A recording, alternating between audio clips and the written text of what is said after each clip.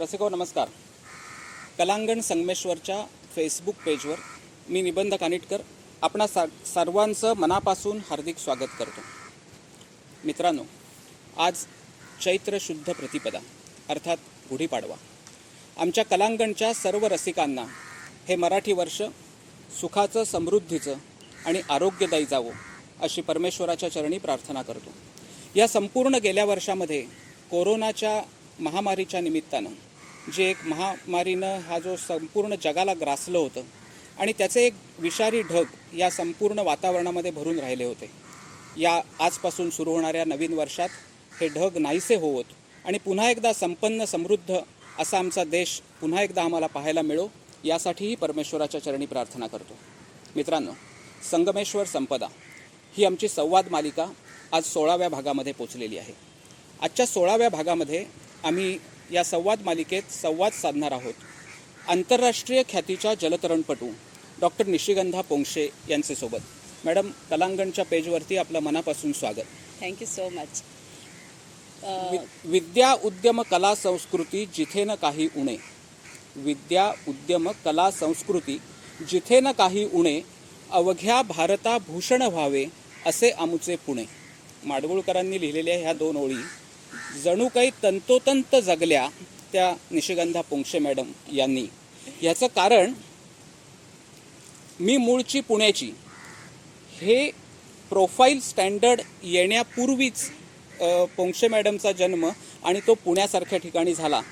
म्हणजे आजपासून सुमारे 56-57 वर्षांपूर्वी चं पुणं आणि ह्या सगळ्या पार्श्वभूमीवरती पुण्यात गेलेलं बालपण आणि तिथपासून सुरू झालेला प्रवास आज आम्ही ज्या ट्रँक्विलिटी बीच रिसॉर्ट या त्यांच्या एक उद्योग क्षेत्रातल्या जागेमध्ये बसून आजची ही मुलाखत रेकॉर्ड करतो आहोत, इथपर्यंत कसा येऊन पोचला आणि या मधल्या टप्प्यावरती कोणत्या कोणत्या कार्यकर्तृत्वानी त्यांचं व्यक्तिमत्व उजळून निघालं, या सगळ्याचा आढावा आजच्या मुलाखतीच्या निमित्ताने आपल्याला घ्यायचा आहे. मॅडम, पुन्हा एकदा आपलं स्वागत. हो, थँक्यू. मी आत्ता म्हटलं त्याप्रमाणे विद्या उद्यम कला संस्कृती ही चारही क्षेत्र तुम्ही पादाक्रांत केलीत. त्याची सुरुवात विद्येपासून करू, कारण तुम्ही पुण्यात तुमचं बालपण गेलं. त्या बालपणापासून तुमची सुरुवात करूया. पुण्यातल्या बालपणाविषयी. आधी सगळ्यात पहिल्यांदा तुम्ही म्हटलात तसं गुढीपाडव्याला हा कार्यक्रम आपण होतोय. मलाही सगळ्यांना सांगायला खरंच आवडेल की हे जे कोरोनाचं आत्ता सगळं जे काही चालू आहे या सगळ्यातून सगळे आपले आरोग्यदायी आणि असं पुढचं वर्ष सगळ्यांचं व्हावं आणि सगळे आपल्या आरोग्याची स्वतःची काळजी घेऊन आपण पुढच्या सगळी वाटचाल करूया. सेकंड वेव्हमध्ये सुद्धा प्रत्येकाने काळजी घेऊया असं मला मनापासून वाटतं आणि तशाच मी शुभेच्छा सगळ्यांना देते. दुसरं, कलांगण यासाठी तुम्ही मला योग्य समजलात, माझी निवड केली त्यासाठी आधी कलांगणला मी थँक्यू म्हणते की आज कलांगणचे जे काही उपक्रम चालू आहेत आणि मोठ्या मोठ्या लोकांची तुम्ही मुलाखती घेताय.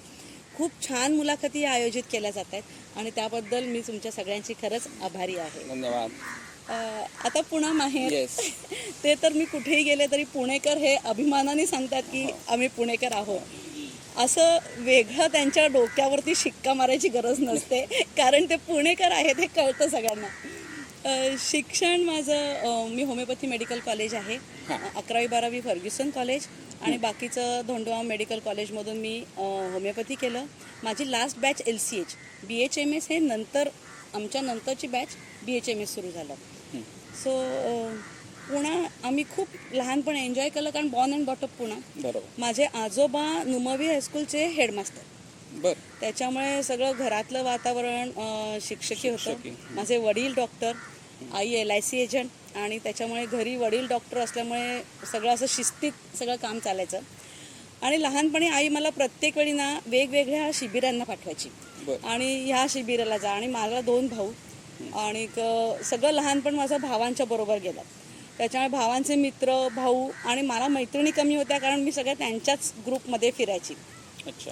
आणि मग शिबिरामध्ये गेल्यानंतर वेगवेगळे निर्णय घेणं, वेगळ्या वेगळ्या जबाबदारी घेणं आणि घेतलेला निर्णय, तुम्ही एखादी गोष्ट करायची ठरवली तर ती पूर्णच करायची, असं माझ्या आईचं म्हणजे शिकवण होती की एकदा जर तू हे करायचं ठरवलंस, मग ती ड्रायव्हिंग असू दे, स्कूटर चालवणं असू दे, काही असू दे, कुठली पण गोष्ट करणार असशील तर त्याचं ते एकदा करायचं ठरवल्यानंतर ते काम पूर्ण झालंच पाहिजे.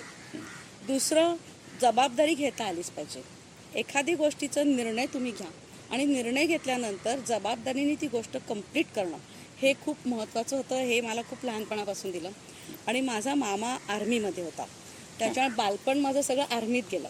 बरं. आणि मग ते आर्मीतलं जे काय आयुष्य असतं ना, कॅन्टोन्मेंट लाईफ, अगदी. ते मी खूप एन्जॉय केलं. बरं. आणि असं वाटायचं की नाही, माझ्या मामासारखं आपल्याला ऑर्डर्स देता आल्या पाहिजेत, आपल्या पण अशी पायलट कार असली पाहिजे. तेव्हा आई मला नेहमी सांगायची की ती पोस्ट आहे ना, इतकी इझी नाही आहे मिळणं. त्यासाठी तुम्ही काय कष्ट करता, तुमचं डेडिकेशन किती आहे, तुमचं योगदान किती आहे. देशासाठी जेव्हा तुम्ही काम करता तेव्हा तुम्ही किती डेडिकेटली काम केलं पाहिजे आणि स्वतःची सेल्फ रिस्पॉन्सिबिलिटी ही ओळखता आलीच पाहिजे.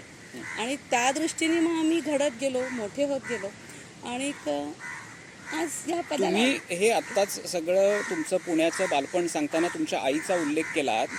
तुमची आई 1960 साली चारचाकी चालवायची असं आम्ही ऐकलंय. हो हो. म्हणजे तुम्हाला त्यामुळे ते बाळकडू हे सगळे तुम्ही म्हटलात की मला मित्रच जास्त होते मैत्रिणींपेक्षा, आणि ह्या सगळ्या ॲडव्हेंचर्स जी नंतर तुमच्या आयुष्यामध्ये आली ह्याचं बाळकडू तुम्हाला त्या पुण्यातल्या तुमच्या त्या बालपणापासूनच मिळालं.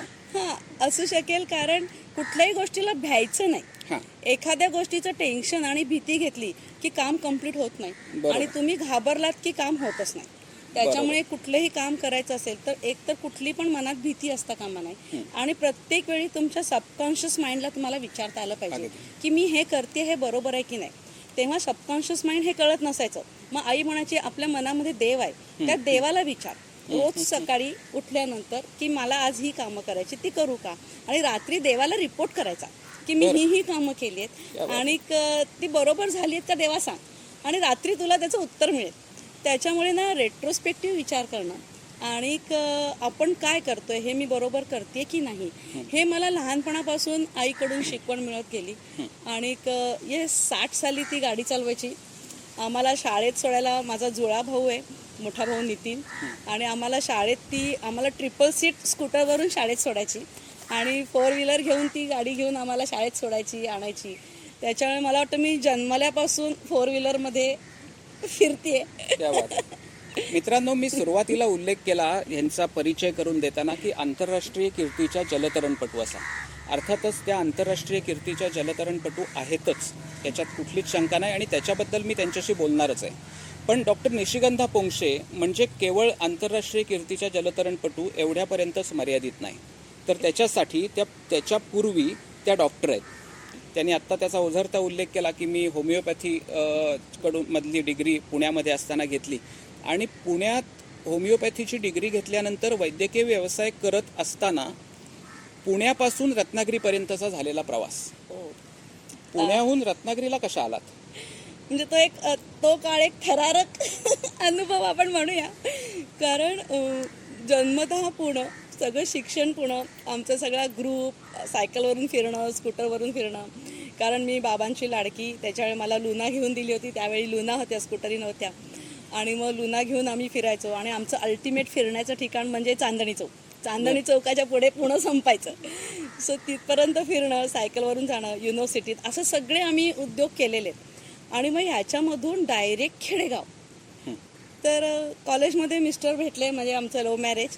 आणि त्या काळी आम्ही एक नियमावली केली होती की लव्ह मॅरेज करून मी जेव्हा लग्न करून पालीत यायचं तेव्हा त्यांनी मला सांगितलं की मी पाली वाटेल ते झालं तरी सोडणार नाही, तुला पालीतच यावं लागेल लग्नानंतर. जेव्हा हा त्यांनी पहिला नियम ठेवला की मी वाटेल ते झालं तरी पाली सोडणार नाही आणि बाबांची प्रॅक्टिस मी कंटिन्यू करणार आहे, तेव्हा मग मी माझी नियमावली तयार केली. मग मी म्हटलं की ओके, मग मला माझी स्पेस लागेल, कारण मी आत्तापर्यंत स्वतंत्र व्यक्ती म्हणून मला आईने घडवले आणि माझे स्वतंत्र विचार आहेत. सो आपण जेव्हा लग्न करू ना तेव्हा एकमेकांच्या पावलावर पाऊल टाकून नाही चालायचं, एकमेकांचे हातात हात धरून चालायचं. क्या बात आहे. त्याच्यामुळे तू तुझी पावलं चाल, मी माझी पावलं चालेल. आपण आयुष्यभर हात नाही कोणाची सोडायची. तू पूर्वेकडे गेलास, मी पश्चिमेकडे गेले, तरी हात एकत्र राहतील. आणि मग त्यांनी मान्य केलं. आणि मला खरंच सांगायला आवडेल की आज लग्नाला 35 वर्ष झाली आहे, पण त्यांनी त्याचा शब्द पाळलाय. आणि त्यांनी कधीच मला असं सांगितलं नाही की तू हे करू नकोस, ते करू नकोस, तुला हे आवडतं ना तू कर, असा त्यांनी सपोर्ट केला. म्हणून मला वाटतं की घरच्या सपोर्टमुळे मी आज कुठेतरी इथपर्यंत पोहोचू शकले, कारण घरून मला खूप फ्रीडम दिलं. आणि नॉट ओनली फक्त माझ्या मिस्टरांनी, हां. माझ्या सासूबाई आणि सासऱ्यांनी पण माझं खूप कौतुक केलं. मी ह्याचं सगळं क्रेडिट माझ्या सासूबाईंना देते. या बात. कारण मी जेव्हा शहरातून एकदम खेडेगावात आले तेव्हा खेडेगावामध्ये म्हणजे 88 साली पाली काहीच नव्हतं. हो. म्हणजे अगदीच खेडेगाव होतं. आणि तेव्हा माझ्या सासूबाई म्हणल्या की तू दवाखाना बघ, तू सगळं बघ, मी स्वयंपाकघर बघेन आणि तू स्वयंपाकघरामध्ये काही नाही केलंस तरी चालेल, मी करत जाईन. सो तो एक मला खूप खूप मोठा सपोर्ट मिळाला. ह्यालाही एक मोठं नशीब लागतं अशा प्रकारच्या सासूबाई मिळणं. याला सुद्धा मोठं नशीब लागतं. मॅडम, तुम्ही मगाशी म्हणताना असं म्हणाला होतात की पुण्यामध्ये काही वर्ष मी होमिओपॅथी डॉक्टर झाल्यानंतर प्रॅक्टिस करत होते, त्याच्यानंतर लग्नानंतर तुम्ही पालीला आलात. पुण्यामध्ये वैद्यकीय व्यवसाय करणं आणि पालीमध्ये आल्यानंतरचा वैद्यकीय व्यवसाय, काय ह्याच्यात फरक जाणवला आणि तुम्हाला काय पद्धतीने त्याच्यासाठी बदलावं लागलं? खूपच फरक आहे. म्हणजे अगदी थोडक्यात सांगते, इथे जे कोकणातली जी लोक म्हणतो ना आपण, ही फणसासारखी आहेत, बाहेरून काटे आणि आतून गरे. पण ते तुम्हाला ना डायरेक्ट नाही बोलत. म्हणजे मला कोकणातली भाषा समजायला मला किमान 6 महिने गेले. बरं. अगदी आता उदाहरण देते की आता सपोज मी पेशंट तपासते, तर पेशंट मला सांगते की या महिन्यात ना पगार नाही मिळाला. तर म्हटलं ओके, तू नंतर पैसे दे. आणि तेव्हा किती होती फी? 10-20 रुपये फी असायची. नंतर येते नाही, पगार नाही आला. तर मी म्हटलं हे अशी का सारखी पगार नाही आले? मग मी मिस्टरांना विचारची. तेव्हा तो म्हटलं अगं पगार नाही आला म्हणजे MC नाही आली. अच्छा. तर अशी काही रूपक घेऊन ह्या बोलायचे ना कोकणातली लोक, ही रूपक समजायला मला 6 महिने गेले. मला कळायचंच नाही की पेशंट नक्की काय बोलतोय. आणि मग नंतर मला ते समजत गेलं हळूहळू. आणि मला खरंच सांगायला आवडेल की माझ्या सासऱ्यांची जवळजवळ 35 वर्षाची प्रॅक्टिस, ही जी काय माझी प्रॅक्टिस आहे ही त्यांची पुण्याई आहे. त्यांनी खूप गावागावात जाऊन प्रॅक्टिस केलेली आहे. मला तर असं माहिती आहे की ते साखरप्यात प्रॅक्टिस करायचे. आमचं मूळ गाव साखरपा. तेव्हा पेशंटनी कॉल केला तर साखरपा आंबा ते सायकलवरून जायचे आणि आंब्यात व्हिजिट करायचे आणि सायकलवरून आंबाघाट उतरायचे. म्हणजे एवढी प्रॅक्टिस त्यांनी केली. आणि नंतर खानू आणि पाली पंचक्रोशीमध्ये तर त्यांनी खूपच प्रॅक्टिस केली. प्रत्येक घरात त्यांनी गेलेले आहेत. आणि आज प्रत्येक पंचक्रोशीतला माणूस डॉक्टर पोंक्षे सरांना, बाबांना खूप मानतो. आणि मला वाटतं की त्यांचं जर आपण बघितलं, म्हणजे आमच्याकडे आता काही एवढं लेखी काय म्हणतात त्याला डॉक्युमेंटेशन नाही आहे, पण स्नेक बाईटसाठी डॉक्टर पोंक्षांना बीट कोणी नाही केलं. आज त्यांच्या रेकॉर्डमध्ये त्या काळी स्नेक बाईटला कुठलाही पेशंट डेथ नाही आहे. ते बाईटवरून ओळखायचे की हा कुठला पेशंट, कुठला बाईट आहे ते. आणि तसं मग मी प्रॅक्टिस करत गेले. साधारण 88 ते 2008 मी फक्त आणि फक्त घर, दवाखाना, संसार आणि पेशंट या व्यतिरिक्त मला काही आयुष्य नव्हतं. आम्ही पॉलिक्लिनिक सुरू केलं होतं. रत्नागिरीतले doctor Naphade, doctor Rotithor, doctor Toral Shinde, Nilesh Shinde हे सगळे ऑन कॉल पालीमध्ये यायचे. आणि खूप चांगला आम्हाला रिस्पॉन्स मिळाला. कारण पाली पंचक्रोशीमध्ये एकमेव पॉलिक्लिनिक होतं. आणि तेव्हा जे काही 24 तास पेशंट असायचे ते 24/7 आमची OPD असायची. मला सांगायला आवडेल की मी 88 पासून 2008 पर्यंत 2,500 तरी नॉर्मल डिलिव्हरी केलेल्या आहेत पालीसारख्या ठिकाणी. आणि त्याचं कम्प्लिटली रेकॉर्ड मी ठेवलेलं आहे. अशी माझी प्रॅक्टिस. आणि खूप पालीतल्या लोकांनी खूप प्रेम केलं आणि त्यांच्या प्रेमामुळेच, त्यांच्या ह्याच्यामुळेच मी आज प्रॅक्टिस करू शकले विश्वासाने. मित्रांनो, आपल्याला एक असा प्रश्न पडला असेल की मी सुरुवात केली मॅडमच्या बालपणापासून, मॅडमचा जन्म पुण्याचा आहे आणि आत्ता त्यांनी जे त्यांचं सगळं लग्नानंतरचं जे वर्णन केलं ते सगळं त्यांचं 20 वर्षाची त्यांची वैद्यकीय व्यवसाय हा पालीमध्ये गेलेला आहे. म्हणजे ते सासरी ज्या आल्या त्या पालीमध्ये लग्न होऊन आल्या. संगमेश्वर संपदा या आमच्या संवाद मालिकेमध्ये संगमेश्वर ज्या व्यक्तींनी संपन्न केलं अशा व्यक्तींबरोबर आम्ही संवाद साधतो. आता स्वाभाविक प्रश्न येणं स्वाभाविक आहे की पाली, पुणा या सगळ्याचा संगमेश्वरशी संबंध काय? तर तो संगमेश्वरचा संबंध असा आहे की पोंक्षे हे मगाशी आत्ता एक ओझरतं वाक्य त्यांनी असं म्हटलं की आमचं मूळ गाव साखरपा. त्या साखरपेच्या पूर्वी सुद्धा हे पोंक्षे हे अंबव पोंक्षे ह्या गावातले पोंक्षे, अंबवचेच पोंक्षे आजोबा अंबवमधून साखरप्याला आले. या अनुषंगानं संगमेश्वर संपदा या संवाद मालिकेमध्ये आज आम्ही डॉक्टर निशिगंधा पोंक्षे यांच्याबरोबर संवाद साधतोय. मॅडम, अंबव पोंक्षे हे तुमचं मूळ गाव म्हणताना आजही तुमची त्या अंबवपंक्ष या गावाशी काही ऋणानुबंध जोडलेले आहे, असतीलच. नक्कीच, त्याच्याबद्दल तुम्ही तिकडे जाता, काय आठवणी तुमच्या त्याच्यात? नाही खूपच छान आहे, कारण सगळे पोंक्षांची युनिटी खूप चांगली आहे. आणि आत्ता जसं तुम्ही मला इथे आमंत्रित केलं तसं मागच्या वर्षी अंबवपंक्ष आमचा उत्सव असतो रथसप्तमीला. हो. आणि रथसप्तमीच्या उत्सवात त्यांनी माझा खूप मोठा सत्कार केला.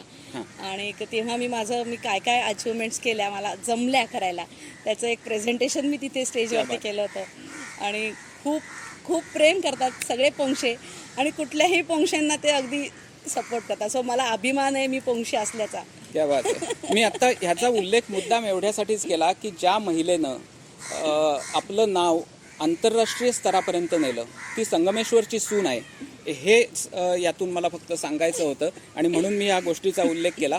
आत्ता मॅडमनी ज्या त्यांच्या वैद्यकीय व्यवसाय करत असतानाच्या सगळ्या ज्या गोष्टी सांगितल्या पालीमध्ये, ह्या सगळ्या गोष्टींचा विचार करताना आणि ह्या सगळ्या गोष्टी अंमलात आणता त्यांचं सामाजिक भान किंवा सामाजिक उत्तरदायित्व घडत गेलं. आणि त्याच ह्या सगळ्या सामाजिक संस्काराचा परिणाम हा त्यांच्या पुढच्या आयुष्यामध्ये ज्या वेगवेगळ्या तुम्ही सामाजिक संस्थांमध्ये कार्यरत राहिलात आणि एक आपण ज्याला म्हणतो की एक आपण समाजाचं काही ऋण लागतो आणि त्याच्यापोटी आपण काही काम करू लागतो, जो आपला व्यवसाय असतो त्याच्या व्यतिरिक्त, तर त्याच्यामध्येही तुम्ही ते भान तुमचं जिवंत राहिलं आणि त्याच्यामुळे काम करू लागलात. तर ह्या सामाजिक उपक्रमांकडे मला यायचं आहे. त्याच्यामध्ये जायंट्स ग्रुप ऑफ मनकर्णिका अशा एका संस्थेच्या माध्यमातून तुम्ही सामाजिक काम केलं, तर त्याविषयी काय सांगाल? मला सामाजिक म्हणजे जायंट्सकडे येण्यापूर्वी मी ह्याच्यात कशी काय ओढली गेले, कारण मी पुण्यामध्ये आपण जर बघितलं तर एक माझं अगदी सिक्युअर्ड लाईफ होतं. कारण डॉक्टरचं घर आणि मी लाडाची मुलगी, त्याच्यामुळे असं बाहेरचं असं काही जगातलं लाईफ नव्हतं ॲक्च्युली. पण माझे वडील RSSचे कार्यकर्ते होते आणि मी जेव्हा पालीमध्ये आले तेव्हा माझे सासरे खूप RSSचं काम करायचे. कारण पाली ST स्टँडच्या समोर आमचं घर आहे. त्याच्यामुळे पंचक्रोशीतले अगदी मधु दंडवटे असतील सर किंवा कुसुमताई अभ्यंकर त्या काळी, ह्यांना मध्यवर्ती ठिकाण म्हणजे कुठलं तर पाली. कारण सावंतवाडीकडून येताना आणि कोल्हापूरकडून येताना आपलं मध्यवर्ती आहे. त्याच्यामुळे अगदी हक्काचं ठिकाण कुठलं असेल तर हे पाली. आणि परत आत्ता तुम्ही मला दवाखान्याचं पण विचारलं. सो 88 साली रिक्षा काहीच नव्हत्या पालीमध्ये. आणि तेव्हा जे काही पेशंट यायचे ते पेशंट डोलीतून यायचे. आणि डिलिव्हरीचा पेशंट डोलीतून यायचा तेव्हा 10-15 लोक तिच्या बरोबर असायचे. आणि ती डिलिव्हरी झाली की तिला जेवण खाण काय ती डबा आणू शकत नव्हते, त्याच्यामुळे जेवण खाण वगैरे सगळं माझ्या सासूबाई करायच्या. आणि चूल मागे पेटलेली असायची दिवसभर. आणि हे जे कोण 10-15 लोक आहेत ते तिथे आपली डाळ भात शिजवायचे आणि भात खायचे. त्याच्यामुळे घरामध्ये असं ना कायम गोकुळ असायचं. पेशंटला डॉक्टरचं घर असं वेगळं नाही वाटायचं. आणि ह्याच्यामध्ये एक समाजाचं ऋण आपण काहीतरी देणं लागतो. ह्याची सगळी पुण्याई आणि सगळं श्रेय माझ्या सासऱ्यांचं आहे. कारण त्यांच्या पुण्याईनी आणि त्यांच्या विचारांनी मला असं वाटलं की नाही, हे आपल्याला कुठेतरी कंटिन्यू करायला पाहिजे. जेवढं प्रेम माझ्या सासूनी मला दिलं, सासऱ्यांनाही माझी लाडाची लेक त्यांनी मानली. सो त्यांचं काहीतरी ऋण कंटिन्यू आपण करायला पाहिजे. म्हणून समाजासाठी काहीतरी करायचं तर काय करायचं. मग एक डॉक्टर म्हणून मी काय देऊ शकते, पैसे तर कुठली पण संस्था देते आणि हे करते. मग मी जेव्हा असा विचार केला की मी काय देऊ शकते, तेव्हा मला असं जाणवलं की आजकाल शाळेमध्ये मुलींना खूप गरज आहे. मुली वयात येताना मुलींचे प्रॉब्लेम, मुलांचे प्रॉब्लेम, स्त्रियांचे प्रॉब्लेम, खेडेगावामध्ये स्त्रियांचे 40 नंतरचे प्रॉब्लेम, म्हणजे कुठलेही आरोग्यविषयक प्रॉब्लेम असेल तर तिथे त्यांना काहीतरी माहिती पाहिजे. एखादी डॉक्टरबाई येऊन सांगते, ती काहीतरी माहिती पाहिजे. या विचारांनी मी म्हटलं की नाही, आपण हे बोलू शकतो. आणि मी त्या पद्धतीने मग अनेक शाळांमध्ये जाऊन मुलींचं प्रबोधन, मुलींना माहिती, वेगवेगळ्या विषयावरती माहिती. मग ते विषय मला शाळेतल्या बाई सांगायच्या की नाही, तुम्ही जरा या विषयावरती आमच्या मुलींना मार्गदर्शन करा. मग मी सांगायचे मला 4 दिवस द्या, मी येते. आणि तेव्हा मग मी काही बघायची नाही आणि मी प्रयत्न केला की त्या मुलींपर्यंत आपण आरोग्यविषयक काय सांगू शकतो, आणि मी प्रयत्न करत गेलो. हा सगळा सामाजिक कार्याचा संस्कार जो सुरुवातीपासून झाला आणि तुम्ही मगाशी ज्याचा उल्लेख केलात की सासू सासऱ्यांच्या संस्कारातून हा पुढे वृद्धिंगत झाला, तर त्याच्यातूनच मी म्हणून मगाशी विचारलं की जायंट्स ग्रुप ऑफ मनकर्णिका ह्याच्याबद्दल आपण बोलत होतो. तर ह्या संस्थेमध्ये काम करतानाचा तुमचा काय अनुभव? नाही, खूपच जायंट्स ग्रुप खूपच चांगला आहे. त्याच्यामध्ये सुद्धा वेगवेगळे त्यांचे उपक्रम होते. पण मग मी परत सगळे उपक्रम कसे ना आपण सिलेक्टेड केलं ना, म्हणजे सगळीकडे उगाचच हे पण करते आणि मग कुठलंच धड नाही झालं तर पॉईंट नाही. म्हणून मग मी ॲज अ डॉक्टर मी काय करू शकते, तर मी शाळेमध्ये जाऊ शकते. मग मी त्यांना सांगितलं की मी मुलींचं प्रबोधन आणि आरोग्यविषयक हे उपक्रम मी या संस्थेमार्फत राबवीन. आणि मग मी त्या ग्रुपमार्फत हे केलं, महिलांचं आरोग्य. मग असं आम्ही एक मध्ये नाटक बसवलं होतं पथनाट्यासारखं, की मुलगी झाली हो किंवा मग काय करायला पाहिजे. आणि मग तुम्ही मुलींचं कसं, मोबाईल आता खूप ॲडिक्शन चालू होतं. आता तर अपरियाय लॉकडाऊनमुळे तर मोबाईलशिवाय जगता येत नाही. पण लॉकडाऊनच्या आधीसुद्धा मोबाईल एक ॲडिक्शन झालं होतं. मग मोबाईलच्या ॲडिक्शनमधून मुलांना कसं बाहेर काढता येईल ह्याच्यावरती आम्ही एक आमच्याच ग्रुपनी नाटक बसवलं आणि ते आम्ही सादरीकरण केलं की आपण हे दाखवूया. म्हणजे त्या नाटकातून लोकांना कळेल की हे किती असं आहे. असे आम्ही एक कार्यक्रम करत गेलो. मी सुरुवातीला म्हटलं होतं विद्या उद्यम कला संस्कृती, त्यातल्या विद्येबद्दल आम्ही सुरुवातीला बोललो, त्यांच्या मेडिकल प्रोफेशनबद्दल बोललो. संस्कृती, कला आणि संस्कृतीचं संवर्धन करणं हा मूळ हेतू घेऊन जन्माला आलेली संस्था म्हणजे संस्कार भारती. या संस्कार भारतीच्या कामामध्ये सुद्धा मॅडम अग्रेसर होत्या. ह्या संस्कार भारतीच्या कामामध्ये तुम्ही कशा काय गेलात आणि तिथे नेमकं तुम्ही काय केलं? अगदी स्पष्ट. आता कलांगण आहे, सगळे कलाकार माझ्या समोर आहेत. तर मी कलाकार नाहीये. म्हणजे ना मी गाणं म्हणू शकते, ना मी कथ्थक, भरतनाट्यम, सो कुठली तरी कला आहे असं नाहीये. पण मी असं ऐकून आहे की तुम्ही कलाकार जरी नसलात तरी सुद्धा तुम्ही उत्तम मॅनेजमेंट गुरु आहात. आणि ह्या माध्यमातून तुम्ही संस्कार भारतीचं काम योग्य पद्धतीने आणि जास्त गतीने पुढे नेलं. म्हणजे मी वेगवेगळे कलाकार त्यांचे मूड सांभाळून त्यांचे एकमेकांमध्ये काही काही प्रॉब्लेम असतील तर ते ॲडजस्ट करून एक ग्रुप खूप छान तयार केला. आणि त्या ग्रुपच्या अंडर वेगवेगळे कार्यक्रम आम्ही केले. परत मी सांगेन की संस्कार भारती आता हे कसं शाळेमध्ये जाऊन बोलणं हे इंडिव्हिज्युअल झालं. जायंट्स ग्रुपमध्ये केलं तेव्हा सगळ्या 10 जणींनी मला मदत केली म्हणून शक्य झालं. सो संस्कार भारती सुद्धा ना एक टीमवर्क आहे. अगदी एका व्यक्तीचं ते काम नाही, मी ठरवलं आणि मी केलं असं नाही होत. एक सोशल वर्क माझं मी शाळेत गेले आणि करणं खूप वेगळं पडतं. तर संस्कार भारतीमध्ये हेरम जोगळेकर, श्वेता जोगळेकर, नंतर पाटणकर असे जे चांगले चांगले कलाकार आहेत की जे उत्कृष्ट गातात, हे तबला वाजवतात, हेरमसारखे लोक. मग त्या लोकांनी मला खूप सपोर्ट केला. ते मला म्हटले की मॅडम तुम्ही करा, आम्ही तुमच्या बरोबर आहे. सो तुमच्या बरोबर आहे हा सपोर्ट खूप मोठा आहे. अगदी. आणि मग वेगवेगळे कार्यक्रम करून सगळे त्यांच्या जीवावर मी केले की आपण हे करूया ते करूया. आणि या सगळ्यांनी खूप माझ्यावरती प्रेम केलं आणि मी सांगेन त्याच्यावरती त्यांनी काम केलं निस्वार्थीपणे. योजकच तत्र दुर्लभ असं म्हटलेलं आहे. त्याच्यामुळे अशा प्रकारचं नियोजन करणारा सुद्धा एक कोणीतरी लागतो आणि त्या माध्यमातून संस्कार भारतीचं काम तुमच्या हातून झालं. ह्या सगळ्या प्रवासामध्ये मधल्या काही एका टप्प्यावरती तुम्ही राजकीय पक्षाचंही काम केलं होतं. केलं होतं. ही पुण्य माझ्या सासऱ्यांनी जे काही RSSचं काम केलं त्याच्यावरती मला ते एक पद मिळालं होतं. पण मी म्हटलं की आपण रेट्रोस्पेक्टिव्ह विचार करतो की हे जमतंय नाही जमतंय, तेव्हा कुठेतरी मला असं ह्याच्यात जाणवत गेलं की राजकारण मेरे बस की बात नाही आहे, तो माझा स्वभाव नाही.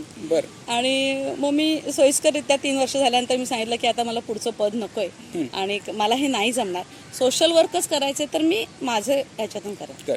म्हणजे सामाजिक काम, तुम्ही राजकारण आणि सामाजिक कार्य ह्याच्यामध्ये सामाजिक कार्याची निवड केलीत आणि राजकारण हे थोडंसं साईड ट्रॅकला म्हणू आपण असं केलं. मॅडम मी तुमच्या पुढच्या टप्प्यावरती येतो. अर्थात ह्या गोष्टीचा उल्लेख तुमच्या ह्या पूर्वीच्या मुलाखतीमधूनही झालेला असेल किंवा तुमच्यावरती जी वेगवेगळ्या प्रकारची वृत्तपत्रातून आर्टिकल्स लिहून आली त्याच्यावरतीही झालेला असेल. मध्यंतरी एक पालीतल्या तुमच्या त्या पालीजवळच्या काही महिलांना तुम्ही विमान प्रवास घडवलात. असा एक आगळा वेगळा उपक्रम तुम्ही केलात. अशा ह्या प्रकाराने चर्चा ह्याची खूप झाली आहे. त्याच्यामुळे मी थोडासा ह्याच्याबद्दलचा मला वेगळा प्रश्न विचारायचा आहे. वेगळा प्रश्न एवढ्याचसाठी की आमच्या सर्व रसिकांनी तुमचे अनेक लेख वाचलेले असतील, त्याच्यामुळे त्यांना आता एव्हाना हे माहिती झालेलं आहे की डॉक्टर निशिगंधा पोंक्षे ही अशी व्यक्ती आहे की ज्यांनी जवळपास 20 महिलांना, ज्या कष्टकरी कामकरी महिला होत्या त्यांना पैसे त्यांना 1-2 वर्ष अशा प्रकारचे साठवण्याची सवय लावून विमानाने मुंबईला घेऊन गेल्या आणि घेऊन आल्या आणि अशा प्रकारचे एक विमान प्रवासाची वेगळी अनुभूती त्यांना दिली. हा प्रवास सगळ्यांना माहिती आहे, म्हणून ह्या प्रवासामध्ये वेळ न घालवता ह्याच्यातला पुढचा भाग म्हणून मला मॅडमना विचारायचं आहे. मॅडम, हा तुमचा उपक्रम अभिनंदनीयच आहे, याच्यात कोणतीही शंका नाही. ह्याच्यात एक वेगळ्या अँगलनी मला तुम्हाला असं विचारायचं आहे की त्या ज्या महिला होत्या, तुमच्या आजूबाजूच्याच राहणाऱ्या होत्या, तुमच्याच लेखामध्ये वाचलं की तुम्हीच त्यांना गेली 2 वर्ष त्याच्यासाठी पैसे साठवण्याची सवय लावलीत. त्यांचेच पैसे होते, त्यांनी ते साठवले आणि त्या तुमच्याबरोबर आल्या, तुम्ही त्यांना घेऊन गेलात. बरोबर. प्रश्न असा येतो की आज स्त्रीमुक्तीच्या जमान्यामध्ये किंवा स्त्री पुरुष समानतेच्या जमान्यामध्ये जर पैसे माझ्याकडे आहेत, जर मी स्वतःच्या पायाने जाऊ शकते, जर मला गोव्यापर्यंत जायला बस आहे किंवा रेल्वे उपलब्ध आहे, तर प्रत्येक वेळेला मला घेऊन जाण्यासाठी डॉक्टर निशिगंधा पोंक्षे का लागतात? मला असं वाटतं की याचं कारण असेल की जबाबदारी घेणं. हां, आता कसं आहे ना, इतक्या टूर्स आहेत. हो. अगदी केसरी, वीणा, कुठलं वाटेल ते तुम्ही नाव घ्या. हो. रत्नागिरीमध्ये सुद्धा टूर आयोजित करणारी खूप लोक आहेत. पण मग त्यांच्याबरोबर जाताना कसं असतं, ते प्रोफेशन आहे. तुम्ही माझ्याबरोबर आलात तर मला त्याच्यातून काय बेनिफिट करता येईल? मग माझं जर खर्च, जर माझा 2 रुपये ती खर्च असेल तर मी तुम्हाला 5 रुपये सांगणार. 2 रुपये खर्च करून वरचा जो आहे तो कंपनीला प्रॉफिट असतो. पण ह्याच्यामध्ये सुद्धा त्यांच्याबरोबर जायचं की नाही, जबाबदारी कोणी घ्यायची, हा एक प्रश्न असतो. ह्याच्यामध्ये माझं प्रॉफिट शून्य होतं ना. हे त्या बायकांना, माझ्या मैत्रिणीच आहेत ज्या पालीतल्या, आणि त्यांना हा अनुभव घ्यायचा होता. म्हणलं ठीक आहे, जाऊया.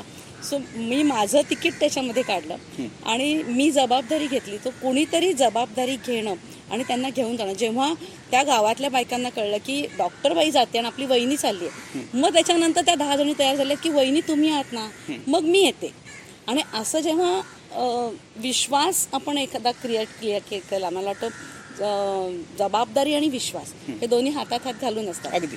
आणि ते तुम्ही त्यांच्या मनात तयार करणं आणि त्याच्यावरती त्यांनी तयार होणं, ही एक मला वाटतं खूप पुण्याई असेल. एक टप्पा त्यातला होता. मला थोडासा वेगळ्या अँगलनी तो प्रश्न विचारायचा होता की महिलांना स्वयंपूर्ण करणं असं जेव्हा आम्ही म्हणतो, किंवा महिलांच्या स्वयंपूर्णतेसाठी काम करणं असं जेव्हा आम्ही म्हणतो, तर अशा प्रकारे महिलांनी त्यांना जायला तयार होणं ही स्वयंपूर्णताच आहे. आणि ती स्वयंपूर्णता करण्यासाठी म्हणून तुमच्याकडून वेगळे प्रयत्न याच्यामध्ये, म्हणजे ह्या तुमच्या सगळ्या सामाजिक कार्याच्या ह्या वाटचालीमध्ये अशा प्रकारचे प्रयत्न व्हावेत, ह्या अँगलनी मला तो प्रश्न विचारायचा होता. मला असं वाटतं की याच्यामध्ये ना बायकांना तयार असतात बाहेर पडायला. त्यांना एक धक्का मारायला हवा लागतो की हे तुम्ही करा, तुम्ही करू शकता. बरोबर. जेव्हा तुम्ही करू शकता असा विश्वास त्यांच्यामध्ये तुम्ही जागृत केला की त्या गोष्टी होत जातात. आणि ते करायला कोणीतरी एक पाठीमागून ढकलावं लागतं की पाण्यात ढकलल्याशिवाय पोहता येत नाही. तसं एखाद्या जर एक पुश केला की त्या बाहेर पडतात आणि करतात. हा पुश महत्वाचा असतो. आणि मी फक्त पुश केला. बरोबर. त्याच्यामुळे ते जमून गेलं. म्हणजे त्यांच्यामध्ये आत्मविश्वास तुम्ही जागृत केलात आणि त्याच्या योगाने हे पुढची सगळी वाटचाल झाली. पुन्हा एकदा मॅडम, कलांगणच्या वतीने ह्या तुमच्या एका अत्यंत आगळ्या वेगळ्या उपक्रमासाठी तुमचं मनापासून अभिनंदन. पुढच्या टप्प्याकडे जाऊया. विद्या, उद्यम, कला, संस्कृती. पुन्हा विद्या झालं, संस्कृती झालं, आता कला. पोहणं ही सुद्धा एक कलाच आहे. हा एक कलेचा एक उत्तम प्रकार आहे आणि ज्याची सुरुवात आपण केली होती की आंतरराष्ट्रीय कीर्तीच्या जलतरणपटू असं म्हणून आपण ह्यांचा परिचय करून घेतला. त्या पुढच्या टप्प्याकडे मला ह्या पुढच्या मुलाखतीच्या पुढच्या टप्प्यात यायचं आहे. पॅडी कोर्स करणारी रत्नागिरीतील पहिली महिला म्हणून डॉक्टर निशिगंधा पोंक्षे यांचा उल्लेख केला जातो. मॅडम, मुळात पॅडी कोर्स म्हणजे काय? पॅडी म्हणजे स्कुबा डायव्हिंग. ओके. तर स्कुबा डायव्हिंगचा हा अगदी बेसिक कोर्स आहे. तो 8 दिवसाचा होता गोव्याला. बरं. आणि स्कुबा डायव्हिंग म्हणजे समुद्राच्या आतमध्ये तुम्ही जाणं आणि स्कुबा डायव्हिंग करणं थोडक्यात. तर मी समुद्रात पोहत होते. समुद्रात पोहता पोहता आपण कसं म्हणतो की पहिली आपली ओळख झाली. आपण कुठलं नातं म्हटलं, मैत्रीचं नातं. तर ओळख होते, मग परिचय होतो, मग जास्त आपली मैत्री होते आणि मग आपण एकमेकांच्या घरात जाऊन एक नातं निर्माण होतं आणि आपण एक घरगुती रिलेशन तयार होतं. अगदी तसं समुद्राला मी किनाऱ्यावरून बघून समुद्राची फक्त माझी ओळख झाली होती. मी जेव्हा त्याच्यात पोहायला सुरुवात केली तेव्हा त्याचा माझा परिचय सुरू झाला. बरं. आणि मग समुद्राशी परिचय झाल्यानंतर वाटायला लागलं की ह्याच्या स्वयंपाकघरात आत काय जाऊन बघावं. बरं. आणि म्हणून विचार केला की त्याच्या पोटात तर जायला पाहिजे, वरवर तर आपण नुसतंच पोहतो. बरं, पोहतो हे सरफेसला पोहतो ना, 1 फुटावरती पोहतो अगदी. फक्त. मग आत काय असू शकतं असा मी विचार केल्यानंतर मला तो पॅडिकोस दिसला की जिथे तुम्हाला समुद्राच्या आतमध्ये आधी टँकमध्ये शिकवतात की तुम्ही पाण्याच्या आत कसं कराल. मग त्यांचा तो ऑक्सिजन सिलेंडर कसा घ्याल, त्या खुणा असतात ते शिकवतात आणि मग ते तुम्हाला समुद्रात घेऊन जातात. ओके. आणि मग समुद्राच्या आत तुम्ही गेल्यानंतर ते 30 मिनटं 40 मिनटं डीप किती जात आहे आणि मग तिथे तुम्ही कसं आहे, आणि मग वेगवेगळे कोरल्स, वेगवेगळे मासे आणि एक अद्भुत दुनिया समुद्राच्या आत आहे. तुम्ही आत्ता बोलताना मगाशी महिलांच्या बद्दल बोलताना असं एक वाक्य म्हणालात की त्यांना कुणीतरी असं समुद्रात ते ढकलावं लागतं. तुम्हाला कुणी ढकललं पहिल्यांदा? मुलांनी असेल. कारण मी किनाऱ्यावरती बसायची. मुलांना माझ्या पुण्यातल्या मैत्रिणी मला चिडवायच्या की तू रत्नागिरीत राहतेस आणि तुला समुद्रात पोहता येत नाही. तोपर्यंत एक समुद्र दुरून बघायचा. मी इथे आल्यानंतर आम्ही गणपतीपुळ्याला जायचो, गोव्याला जायचो. मग जे काय आम्ही फॅमिली टाईम समुद्रावरती घालायचो ते किनाऱ्यावरती बसून पाय घालणं आणि किनाऱ्यावरती लोळणं, ह्याच्या पलीकडे नव्हतं काय. पण मुलांना शिकवायचं म्हणून मी पाण्यात घेऊन गेले आणि मिल्के सरांना मी याचं श्रेय देईन. कारण मिल्के सरांनी मला सांगितलं की तुम्ही किनाऱ्यावर बसून का पुस्तक वाचताय. जर तुमची मुलं पाण्यात पोहताय तर तुम्ही पण पाण्यात उतरा ना. 1 तास वर बसण्यापेक्षा पाण्यात उतरा. म्हटलं ठीक आहे. म्हणून मग मी पुस्तक ठेवून दिलं आणि मी पाण्यात जंप केली. आणि मग मला वाटतं की तो माझा टर्निंग पॉईंट असेल आयुष्याचा, की तिथे मला माझी पॅशन सापडली. आणि ते जे काही समुद्रातलं पोहणं आणि स्विमिंग होतं ते मुलांनी पोहायचं तेवढं पोहले, शिकून घेतलं आणि ते त्यांच्या अभ्यासात लागले. पण स्विमिंग मात्र माझी एक पॅशन बनत गेली. पण ही सी स्विमिंगची पॅशन बनत गेली असं जे तुम्ही आत्ता म्हणताय, हे वयाच्या कितव्या वर्षी? 40 नंतर. हे सगळ्यात जास्त महत्त्वाचं आहे की वयाच्या 40शीला ही सी स्विमिंगची पॅशन बनत गेली आणि तिथून जलतरणपटूचा प्रवास खऱ्या अर्थानं सुरू झाला. आणि आज ह्या 15-16 वर्षांच्या नंतरच्या टप्प्यावरती येऊन आज एक प्रख्यात किंवा यशस्वी जलतरणपटू म्हणून आज आम्ही सारेच जण तुमच्याकडे पाहतो. ह्या तुमच्या जलतरणाच्या प्रवासाकडे यायचं आहे. त्याच्यातले 2 जे मुख्य टप्पे आहेत त्या 2 टप्प्यांवरती बोलून आपण पुढच्या तुमच्या आयामाकडे जाऊ. त्याच्यातला इटली येथील वर्ल्ड मास्टर चॅम्पियनशिप ही तुम्ही म्हणजे इंटरनॅशनल लेवलला, मी जसं सुरुवातीला म्हटलं की आंतरराष्ट्रीय कीर्तीच्या, तर त्या इटलीच्या स्पर्धेचा अनुभव आम्हाला नक्की ऐकायला आवडेल. कसं आहे ना, 40शीला जेव्हा तुम्ही स्विमिंग शिकता आणि 40शीला स्विमिंग शिकल्यानंतर जेव्हा तुम्ही समुद्रात पोहायला उतरता तेव्हा कॉलेजसारखं तुमचं नसतं की आई मला सांगते की तू स्पर्धेत उतर आणि नॅशनलचं सर्टिफिकेट मिळालं तर तुला एवढे मार्क वाढतील आणि त्याच्यासाठी तुम्हाला पोहता आलंच पाहिजे. आणि ते जे एक डोक्यात टॅबू असतो की या स्पर्धेमुळे माझ्या याचं करिअर होईल. सो तुमचं 40शीला ऑलरेडी करिअर झालेलं असतं. माझं ऑलरेडी 20 वर्षाचा दवाखाना आणि संसार झालेला होता. त्याच्यामुळे मी पाण्यात उतरले हे माझ्या स्वांत सुखाय होतं. माझ्या सेल्फ आनंदासाठी मी पाण्यात उतरले होते. आणि अशा ह्याच्यामध्ये जेव्हा तुम्ही पोहता तेव्हा तिथे तुमच्या डोक्यावरती आई नसते की तू हे किती टायमिंग दिलंस, 4 फेऱ्या मारल्यास की 10 फेऱ्या मारल्यास, हे आई नसते बघायला. हे तुमचं तुम्हाला ठरवायचं असतं. अशा कितीतरी माझ्या ओळखीच्या महिला आहेत की ज्या त्यांच्यासाठी खेळतात, खेळून झालं की घरी जातात की बाबा आम्ही 1 तासभर आमच्या व्यायामासाठी खेळतो. पण मला स्पर्धा मिल्के सरांनी शिकवली. त्यांनी सांगितलं की स्पर्धात उतरा. ती स्पर्धेमध्ये तुम्हाला मेडल मिळो न मिळो हे महत्त्वाचं पॉईंट नाही आहे. तुमचं स्वतःची डेव्हलपमेंट होत जाते. लोक कशी पोहतायत ते बघून तुमचं स्टाईल बदलते. तुमची पोहायचं काही चुका असतील तर त्या आपण बदल करू शकतो. नाहीतर मी आपली पोहतीये, कोण बघत नाही, कोण विचारत नाही, 4 हात मारले बाहेर पडले काही फरक पडत नाही. पण जेव्हा तुम्ही एखाद्या स्पर्धेमध्ये नॅशनलला जाता, स्टेटला जाता, तेव्हा त्यांचं स्विमिंग बघून आपल्याला कळतं की अरे ही काय बेस्ट पोहते माझ्यापेक्षा, मग माझ्यात काय बदल करता येईल आणि तो बदल करता. असं करत करत मी स्पर्धेमध्ये उतरत गेले, मेडल्स मिळत गेली. आणि मी सिंधुदुर्गाला उतरले होते. मला त्याचं टायमिंग काहीतरी 3 किलोमीटरचं 36 मिनटं पडलं होतं आणि त्या टायमिंगवरती मला इंटरनॅशनलला सिलेक्ट झाले. आणि मी इटलीला गेले. इटलीचं आता सगळ्यांना माहिती आहे ॲक्च्युली की भारतामध्ये पोहणं खूप इझी आहे. समुद्रामध्ये आपण आत जातो, आणि बोटीने आत नेतात आणि एका 3 किलोमीटरला सोडून देतात, जम्प करायचं आणि किनाऱ्यावर यायचं. सो त्या लाटा तुम्हाला ढकलतात. म्हणजे तुम्ही 4 हात मारलेत आणि दमलात तरी सुद्धा लाटा तुम्हाला समुद्र बाहेर टाकतो. बरं. सो ते खूप सोपं आहे समुद्रातलं स्विमिंग. पण इटलीला जे होतं ना तर 3 किलोमीटर 1.5 किलोमीटर असं जायचं, 1 किलोमीटर आत, आणि समुद्राला आडवं पोहायचं होतं. डावीकडून लाटा येतात, उजवीकडून आडवं पोहायचं आणि परत किनारा यायचं. त्यांनी ट्रायंगल केला होता. अच्छा. आणि त्या ट्रायंगलमध्ये आडवं पोहताना इकडून लाटा होत्या, एक तर थंडगार पाणी, त्याच्यामध्ये ते कसं पोहायचं हे कळत माझे पाय दुखायला लागले. आणि मला एक हे माझ्या आईने शिकवलं होतं की आपल्या शरीराशी बोलायचं. पाय दुखतायत तर पायाला सांगता आलं पाहिजे की बाबा मला आत्ता पोहायचंय, कम्प्लीट करायचंय, तू आत्ता दुखू नकोस. क्या बात. आणि दुखलास तरी मी तुझ्याकडे बघणार नाही. बरं. आणि माझ्या पायामध्ये व्यायामाने फ्री बॉडीज होत्या.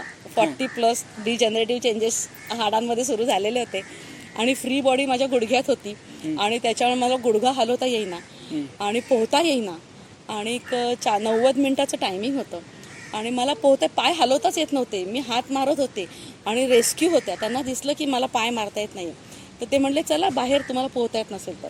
मी म्हणलं नाही, 90 मिनटं कंप्लीट झाले की डिस्क्वालिफाय झाले तर तुम्ही मला उचला, पण 90 मिनिटाच्या आत मी हारले म्हणून बाहेर पडणार नाही. ते एवढ्यासाठी की तुम्ही इतका खर्च करून युरोप फिरता तेव्हा तुम्ही असं म्हणता का की मी एवढा खर्च केला आणि मला युरोपचा ही साईड बघायची नाही. तुम्ही उतरता आणि पायाला काहीतरी बांधून ती साईड बघता. मग मी जर एवढा प्रयत्न करून स्पर्धेसाठी आली आहे तर ती स्पर्धा मी माझ्या मनाला समाधान राहील की मी 90 मिनटं पूर्ण प्रयत्न केला आणि मला नाही जमलं, माझे स्टार्स चांगले नव्हते आणि 91व्या मिनिटाला मी बाहेर पडले. पण मी 50व्या मिनिटाला जमत नाही म्हणून बाहेर पडणं आणि मनाला सांगणं की मला नाहीच जमलं, ह्याच्यामध्ये खूप फरक पडतो.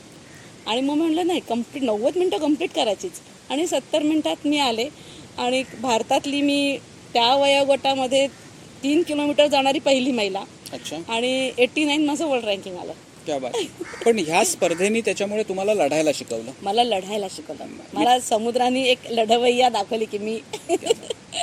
मित्रांनो, माझी माहिती जर बरोबर असेल तर मॅडमनी आत्तापर्यंत एकूण 38 पदकं मिळवलेली आहेत. म्हणजे जलतरण स्पर्धेमध्ये एकूण 38 पदकं मिळवलेली आहेत आणि त्या 38 पैकी 34 सुवर्ण पदकं आहेत. म्हणजे मला तर असं वाटतं की ह्या जेव्हा जेव्हा स्पर्धेमध्ये भाग घेतात तेव्हा तेव्हा फक्त सुवर्ण पदकच ह्यांच्यासाठी ठेवलेलं असतं. कारण 38 पैकी फक्त 4 वेळा सिल्वर मेडल, रौप्य पदक त्यांना मिळालेलं आहे.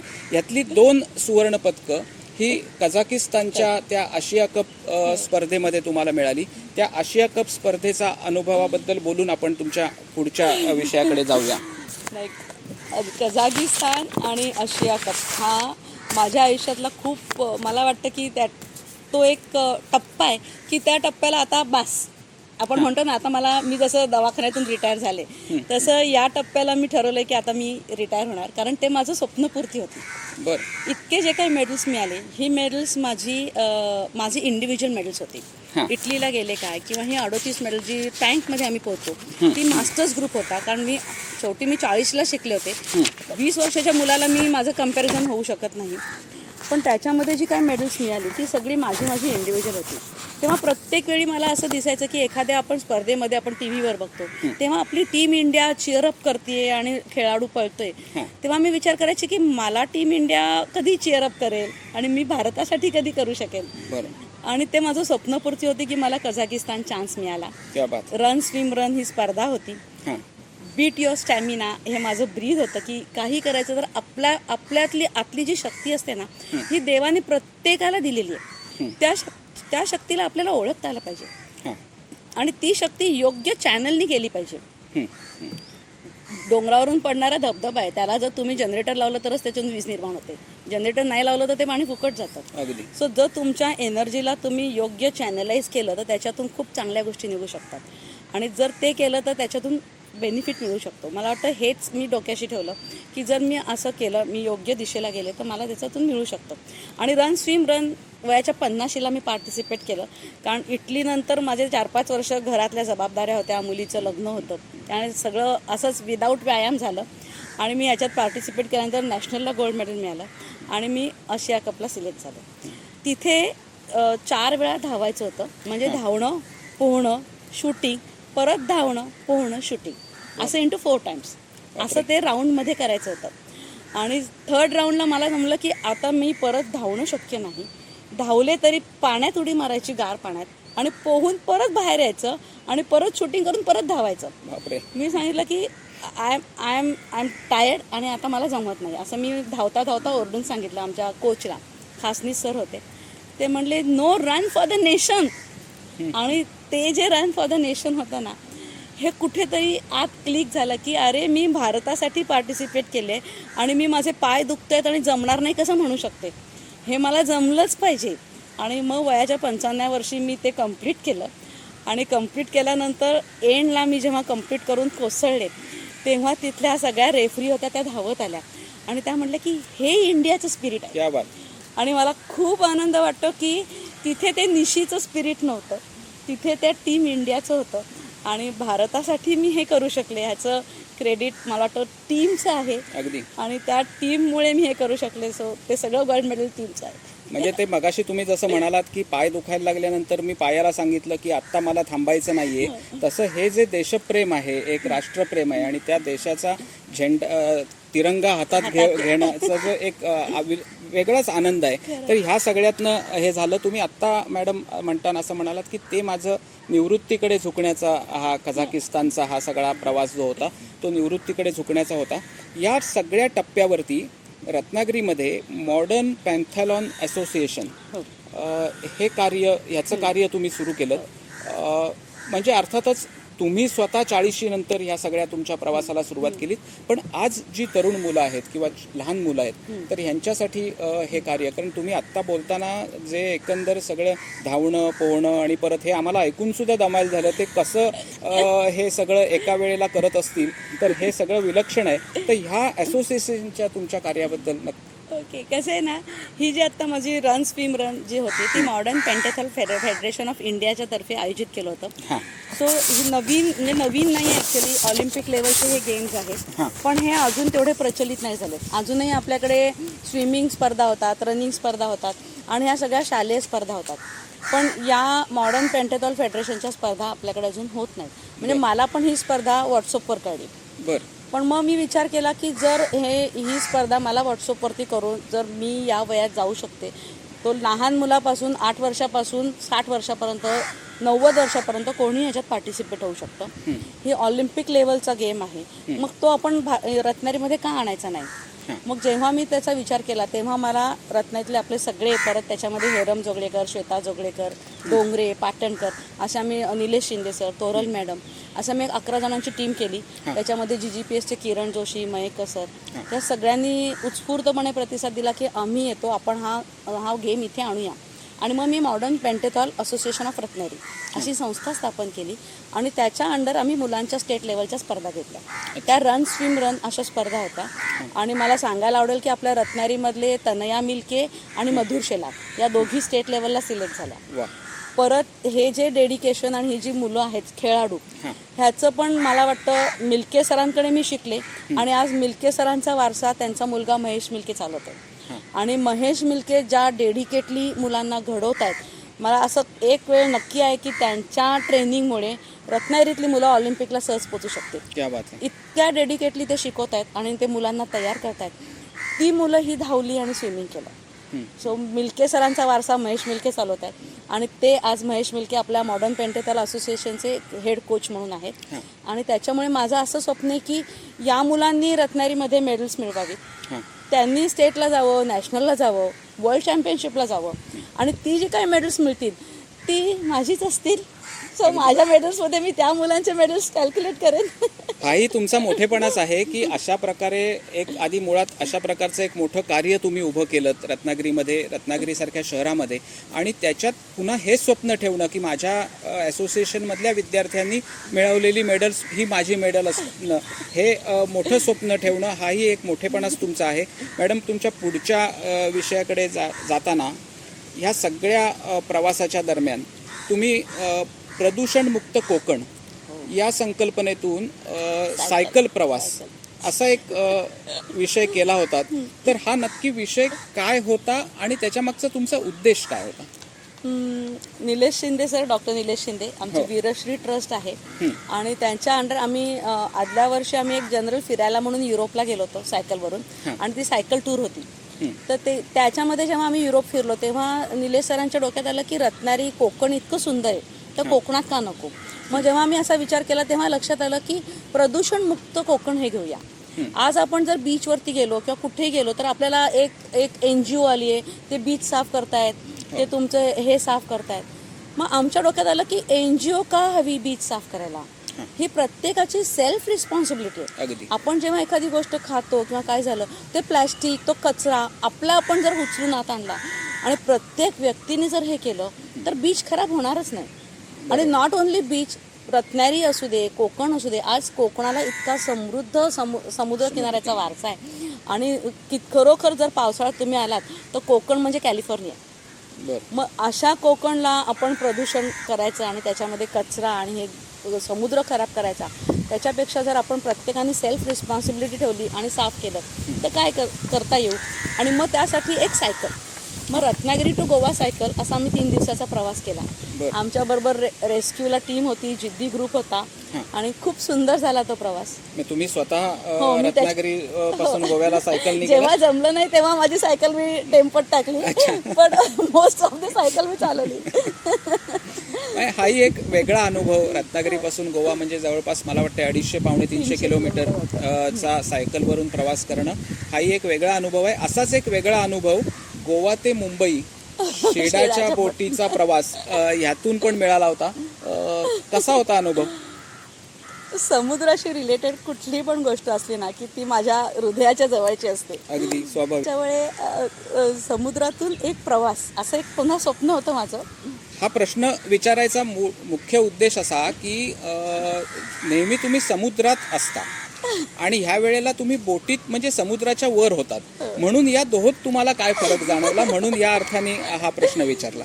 कसं आहे ना, समुद्राच्या वरती पोहत होते, समुद्राच्या पोटात जाऊन आले होते. मी स्कुबा डायव्हिंग जरी तो 3 दिवसाचा कोर्स केला तरी माझे जवळजवळ आतापर्यंत 20 तरी डाईव्ह झालेले आहेत. आपल्या इथे रत्नागिरीत पण स्कुबा डायव्हिंग सुरू झाल्यानंतर तिथे पण मी डाईव्ह करून आले. तो समुद्राच्या आत पोटात जायला पण मला आवडतं, पण समुद्रावरती राहणं, त्या लाटांवरती राहणं एक वेगळा अनुभव घेऊया असं डोक्यात होतं. पण मला ते क्रूज आणि ह्याच्यामध्ये नव्हतं राहायचं. मी मासेमारीच्या बोटींमधून फिरलेली आहे त्यांना पैसे देऊन की मला यायचं आहे, पण ते किती अर्धा तास फिरवला, तासभर फिरवलं आणि परत आलो असं होतं. पण सलग 3 दिवस अहोरात्र समुद्राच्या लाटांवरती काय अनुभव येतो तो एक माझ्या डोक्यात स्वप्न होतं. आणि आपले commander Dilip Dhonde sir, is a first circum solo navigator आहे भारतामधले, आणि त्यांची रत्नागिरीमध्ये मुलाखत आयोजित केली होती जेव्हा ते सोलो नेव्हिगेटर करून आले तेव्हा त्यांची आणि माझी ओळख झाली. आणि मी त्यांना म्हणलं की मला यायचं आहे असंच बोटीतून प्रवास करायचा, तर मला तुम्ही काय सांगू शकाल, सेलिंग करायचं आहे शिडाच्या बोटीने. तेव्हा ते म्हणले की तेव्हा तो मध्ये बराच काळ गेला आणि जेव्हा त्यांनी अंतरा बोट सुरू केली तेव्हा त्यांचा मला मेसेज आला की मी अंतरा बोट प्रवाशांसाठी ओपन केली आणि सगळ्या परमिशन्स आम्ही घेतल्यात. म्हटलं ठीक आहे. आणि मग तो जो काही अनुभव होता 3 दिवसाचा तो खूपच थरारक होता. तो मी सांगत बसले तर आपल्याला वेळ पुरणार नाही, पण एक मला सांगायला आवडेल त्याच्यामधलं की त्या बोटीमध्ये वारा जसा येईल तसं तुम्हाला शीड हलवायला लागतं. आणि ते शीड हलवताना कुठल्या बाजूने वारा येते ते बघून शीड हलवायचं.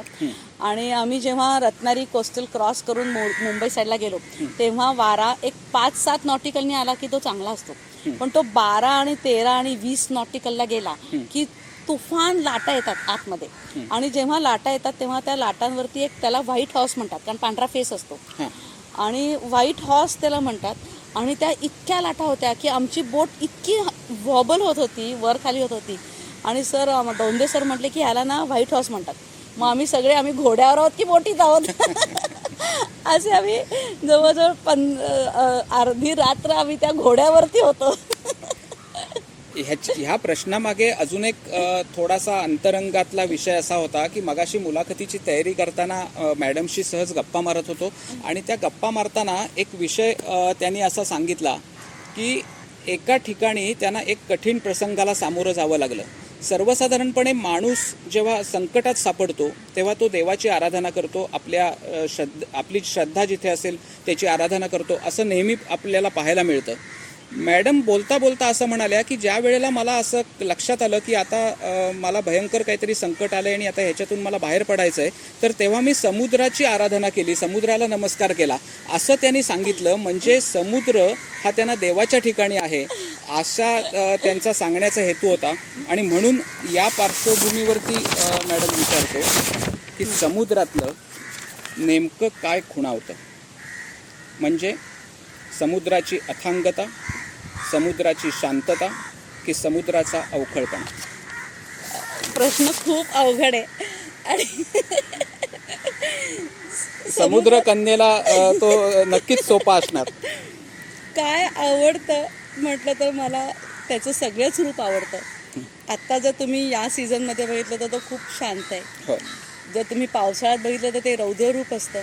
ते रौद्ररूप सुद्धा बघायला खूप आनंद आणि खूप म्हणजे वेगळाच एक्सपिरियन्स असतो.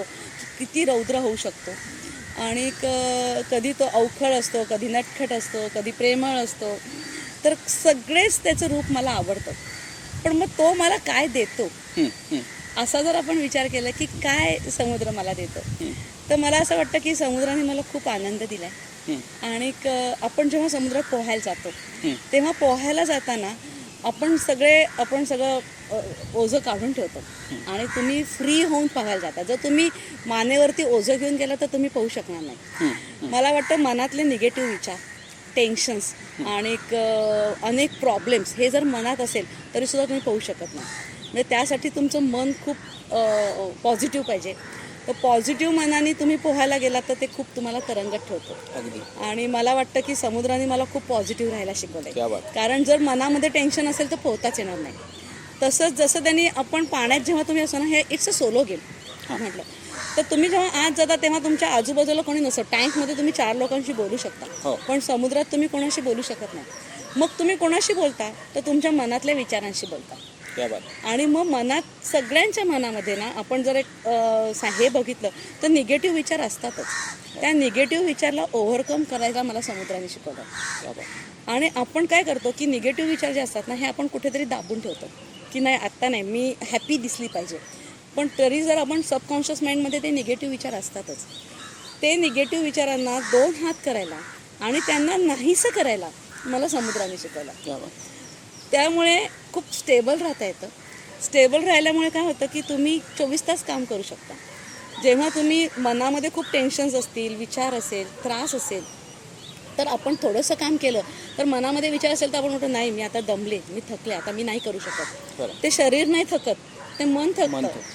आणि मन जर पॉझिटिव्ह असेल, मन जर ॲक्टिव्ह असेल तर तुम्ही शरीराला किती पण काम करायला सांगू शकता. म्हणजे मी आता संस्कार भारती कलाकारांबरोबर बघते तर मला असे कितीतरी कलाकार माहिती आहेत. अगदी श्वेता जोगळेकर आपण उदाहरण घेऊया. तिला ताप आहे पण स्टेजवर उभं राहायचं आहे तर ती ताप विसरून जाते. अगदी. तिचा सर्दी खोकला सगळं विसरते आणि नाट्यसंगीत ती इतकं उत्कृष्ट म्हणते की तुम्हाला कळणार पण नाही की तिला आदले 2 तास ताप होता. हे जे काही पॅशन आहे, हे जे काही तुमचं मन स्ट्रॉंग आहे, हे स्ट्रॉंग मन तुम्हाला जर तुमच्या डेली आयुष्यामध्ये ठेवलं तर मला वाटतं की तुम्ही तुमच्या शरीराला नोकर बनवू शकता आणि शरीर तुमच्या मनाला ऐकू शकतं. हे त्यांनी शिकवलं. समुद्र किनारा हा केवळ पर्यटन स्थळ असा म्हणून प्रसिद्ध होण्याच्या जगात आणि त्या काळामध्ये समुद्रसुद्धा काय काय शिकवू शकतो हे पोंक्षे मॅडमनी आत्ता अत्यंत उत्तमपैकी सांगितलं. आणि ह्या सगळ्या त्यांच्या विवेचनातून त्या समुद्राप्रमाणेच त्यांचं व्यक्तिमत्व घडत गेलं आणि म्हणून आज हा सगळा प्रवास केवळ त्याच्यामुळे शक्य झाला. मॅडम तुम्ही आत्ता म्हणताना असं म्हणालात की शरीर नाही थकत, मन थकतं. ते मन थकू नये म्हणून सुद्धा एक तुम्ही वेगळा विषय केलेला आहे. तो आपण आजच्या मुलाखतीच्या त्या विषयाने समारोप करू. पण तत्पूर्वी मी जसं सुरुवातीला म्हटलं की विद्या, उद्यम, कला, संस्कृती त्यातल्या 3 विषयांवरती बोललो. आता राहिला विषय उद्यम. उद्योजकता हा विषय त्याच्यामधला शिल्लक राहिला आणि उद्योजक निशिगंधा पोंक्षे या विषयाकडे शेवटी मुलाखतीच्या शेवटच्या टप्प्यात मी येतो. ज्या ठिकाणी आज ट्रँक्विलिटी बीच रिसॉर्ट या त्यांच्या बीच रिसॉर्टमध्ये बसून आज आम्ही ही मुलाखत घेतो आहोत. हा ट्रँक्विलिटी बीच रिसॉर्ट हा त्यांच्या उद्योजकतेचं एक उदाहरण आहे, उत्तम उदाहरण आहे. ट्रँक्विलिटी म्हणजे आधी काय मुळात? ट्रँक्विलिटीचा अगदी शब्दशः अर्थ घेतला तर आध्यात्मिक शांतता. अच्छा. मनाला मिळालेली आध्यात्मिक शांतता म्हणजे ट्रँक्विलिटी. बरं. आणि ट्रँक्विलिटीच अर्थ आम्ही का या जागेला लावला, कारण खूप वेळा मी जेव्हा हे केलं तेव्हा लोकांना ट्रँक्विलिटी हा म्हणता पण येत नव्हतं. मग ट्रँक्विलिटी इतकं अवघड नाव का ठेवलं, तर मेडिकल फील्डमध्ये एक ट्रँक्विलायझर आपण खूप कॉमन शब्द आहे की इंजेक्शन आपण काय दिलं तर ट्रँक्विलायझर. ट्रँक्विलायझर म्हणजे काय होतं की त्यांनी मन शांत होतं. आपण झोपेला सेडेटिव्ह म्हणतो आणि मन शांत होण्याच्या इंजेक्शनला ट्रँक्विलायझर. जे आपण हत्ती किंवा कोण पिसाळलेले प्राणी असतात त्यांना ट्रँक्विलायझर इंजेक्शन दिलं जायचं. अच्छा. आम्ही दोघं जेव्हा इथे रिसॉर्टवर येऊन बसायचो तेव्हा प्रत्येक वेळी म्हणायचो की काय ट्रँक्विलायझर इफेक्ट आहे. आणि त्यावरून आम्ही ठरवलं की लोक सगळे हॉस्टेल सगळ्या शहरामधल्या ह्याला बिझी लाईफला खूप थकलेत आणि एक कुठेतरी रिलॅक्स आयुष्य हवंय किंवा 1-2 दिवस आम्हाला समुद्रकिनारी फक्त रिलॅक्स जगायचं. तिथं 5 स्टार सुविधा नसल्या तरी सुद्धा आम्हाला शांत राहता येईल. आणि अशा विचाराने आम्ही केलं की तुम्ही इथे या आणि डिस्कवर युअर इनर सेल्फ. म्हणजे far from the hustle bustle of city life, far from the maddening town, rejuvenate your self and discover your self. तर ते कुठे डिस्कवर करा तर ट्रँक्विलिटी. मग या माडाच्या झाडात समुद्रकिनारी तुम्ही बसा, रेट्रोस्पेक्टिव्ह विचार करा, आपल्याला काय हवंय, कशाच्या मागे आपण धावतोय ते शोधा आणि त्या शोधण्यामधून एक मानसिक शांतता तुम्हाला कुठे मिळेल तर ते अनुभवा. आणि ते अनुभवायचं असेल तर ट्रँक्विलिटीला या. क्या बात आहे. म्हणजे समुद्र आणि तो सूर्य ह्याच्या साक्षीने मानसिक प्रसन्नता लाभण्याचं एक उत्तम ठिकाण म्हणून एक उद्योजकतेचा वेगळ्या पैलूकडे बघावं लागेल. पण हा पैलू निर्माण करताना मला वाटतं 2009 साली हा सगळा घाट जेव्हा तुम्ही मांडलात तेव्हाच या कोकणच्या किनारपट्टीला फयान नावाच्या एका रौद्र रूपाचा सामना करावा लागला. आणि त्यावेळेला काय नक्की परिस्थिती झाली होती या ट्रँक्विलिटीची? अरे बापरे. 2009 नोव्हेंबर मला आठवत आहे, कारण आम्ही जून महिन्यामध्ये माझं सगळं सुरू झालेलं होतं आणि आता सुरू करायचं, आता सगळं झालं असं म्हटल्यानंतर फयान आलं. माझं शेवटचं सगळं हे चालू होतं टचअप आणि माझे सुतार इथे 10 सुतार इथे काम करत होते लास्ट टचअपला. आणि फयान आलं तेव्हा मी पालीमध्ये होते आणि पालीमध्ये मला टी व्हीत दिसलं की फयान आलं. माझं इथलं सगळं वादळाने उडालेली होते, 2-4 रूम उडाले होते, माझी 5-7 नारळाची झाडं पडलेली होती. पण मी जेव्हा मला कळलं फयान आलं तेव्हा इथे माझे पालीतले 10 सुतार होते. मग अशा ह्याच्यात मी माझ्या मुलाला गाडीत घेतलं आणि आम्ही घरातून निघालो. पाली गणपतीपुळा 60 किलोमीटर आहे. रत्नागिरीतून यायचं म्हटलं तर सगळे पत्रे उडत होते रत्नागिरीमध्ये आणि रस्ते ब्लॉक होत होते. आम्ही रत्नागिरीतून येताना परत उलटे फिरलो आणि निवळी मार्गे यायचा प्रयत्न केला. तिथे सुद्धा झाडं पडलेली होती, वादळ चालूच होतं. पण अशा ह्याच्यामध्ये मी त्यांना घेऊन आले इथे आणि या 8 सुतारांना सांगितलं की ते हॉटेल राहून दे बाजूला, तुम्ही गाडीत बसा. माझी इंडिका होती. मी 8 जणांना गाडीत कोंबलो आणि घरी घेऊन गेले. सगळ्यांनी नंतर मला खूप ओरडले की तू असं का केलंस. म्हणलं उद्या माझ्या हॉटेलला काही झालं असतं ना तर काही फरक पडत नाही, पण माझ्या विश्वासावरती 8 माणसं तिथे राहत होती आणि त्याच्यातून एकाला जरी काही झालं असतं ना तर मी आयुष्यात हॉटेल सुरू करू शकले नसते. त्याच्यामुळे त्यांना घरी आणून त्यांच्या संसारात त्यांना देणं ही माझी खूप मोठी जबाबदारी होती आणि ती मी कंप्लीट करायचा प्रयत्न केला. मला वाटतं चांगल्या गोष्टींना समुद्र नेहमीच तथास्तु म्हणत होता. आणि आज त्याच्यानंतर जेव्हा सगळं माझं परत मला वाटतं महिनाभर लाईट नव्हते, पोल सगळे पडलेले होते, मग ते परत सगळे सुतार आले, वहिनीचं काम म्हणून सगळे आले, त्यांनी करून दिलं आणि नोव्हेंबर महिन्यात माझं हॉटेल मी सुरू केलं. पण हे सगळं हे आता तुम्ही जे सांगितलं ही सगळी म्हणजे त्या फयानाच्या वादळामध्ये सुद्धा पालीपासून मालगुणपर्यंत आपला जीव धोक्यात घालून येणं आणि त्या सहकाऱ्यांना जे कामाला होते त्या लोकांना घेऊन जाणं याच्यासाठी एक नक्कीच वेगळी संवेदनशीलता लागते आणि जी त्यावेळेला तुम्ही दाखवलीत. पण ह्या सगळ्या कठीण प्रसंगातून नंतर सुद्धा तुम्ही पुन्हा हे व्यवस्थितपणे सुरू करू शकलात आणि हार मानायचीच नाही.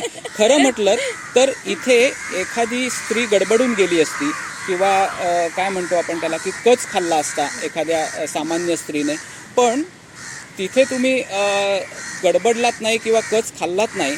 ह्याला कारण मनाची समृद्धी, मनाची ताकद. आणि ही मनाची ताकद मिळवण्याचा जो तुम्ही प्रयत्न केलात, मन समृद्ध करण्याचा जो प्रयत्न केलात, तो तुमच्या अध्यात्मामध्ये दिसतो. आणि ह्या अध्यात्मातल्या सुद्धा तुमच्या कामाने म्हणजे मध्यंतरी मनाचे श्लोक या विषयावरती सुद्धा तुम्ही प्रवचन केलेलं आहे.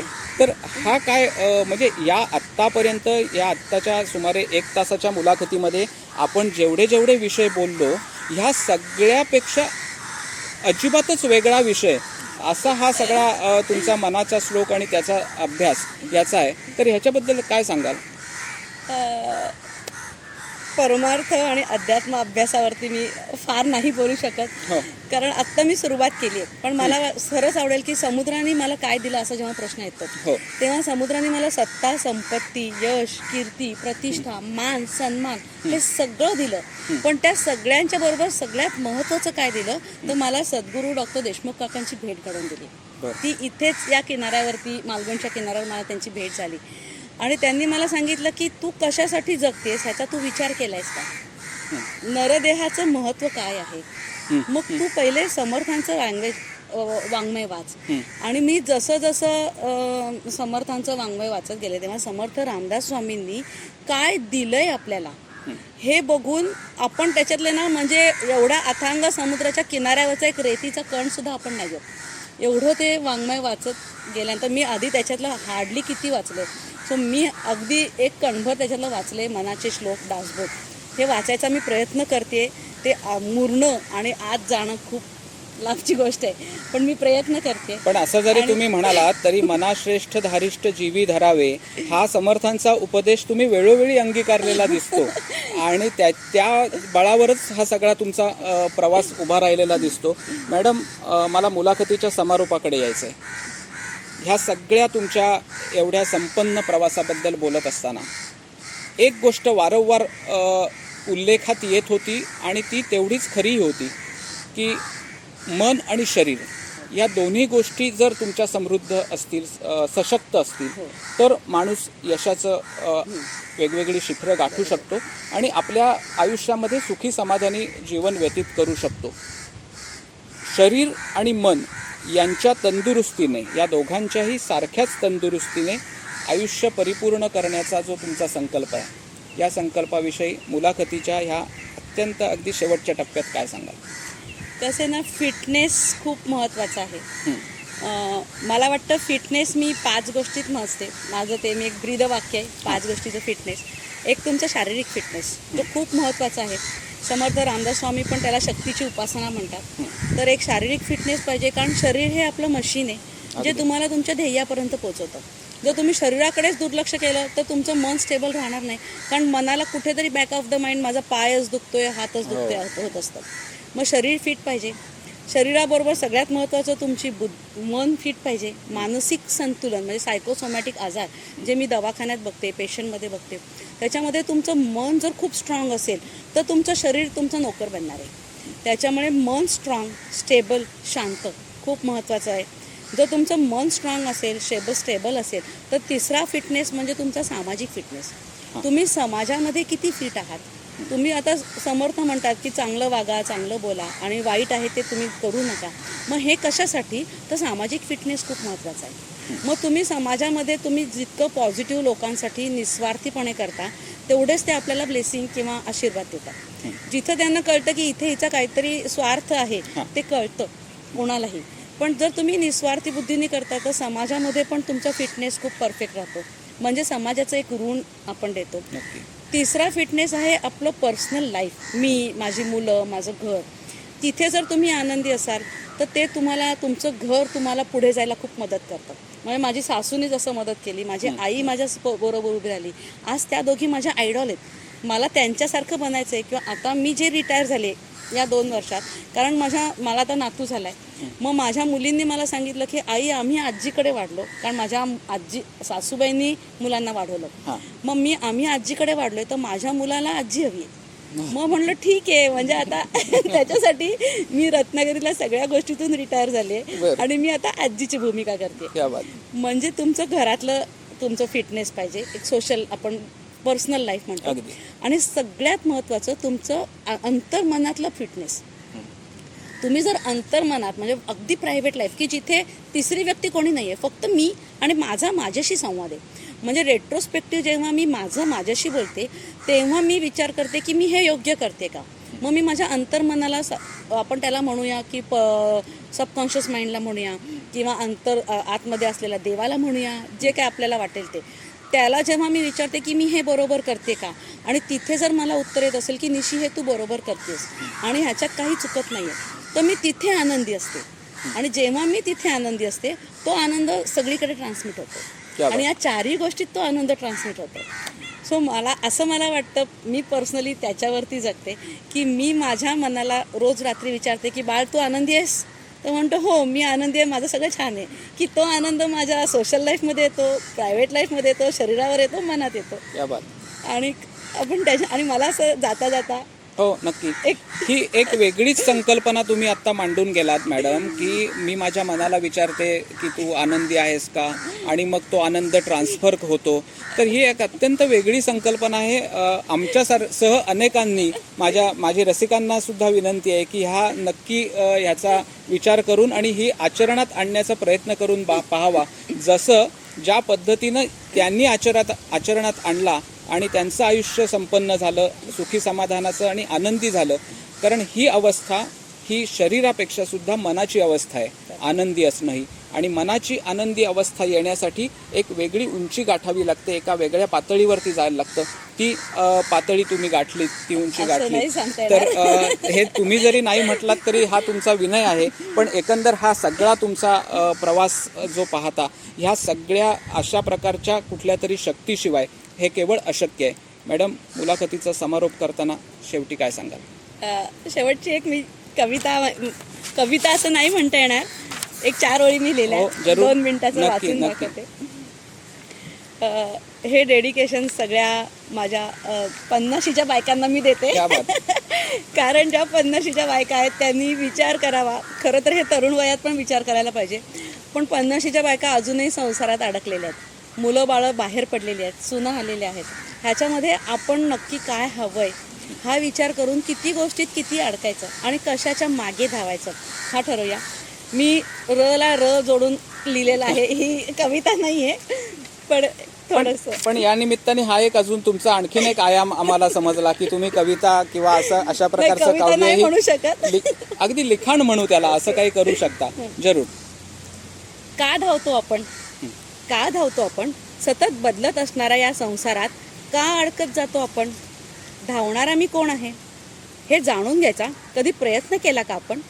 कोठून आलो मी, कोठे जाणार मी, याचा तरी विचार केला का आपण?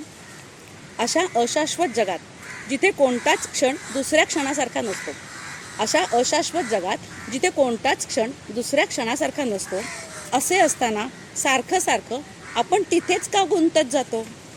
मला हे हवं, मला ते हवं, अजून हवं, यापेक्षा जास्त हवं, त्यापेक्षा जास्त हवं, सतत काहीतरी हवं आणि हवं हे कधीच संपत नाही. आणि आयुष्याचं खरं उद्दिष्ट मरेपर्यंत आपल्याला कळतच नाही. दिशाहीन एमलेस धावताना ऊर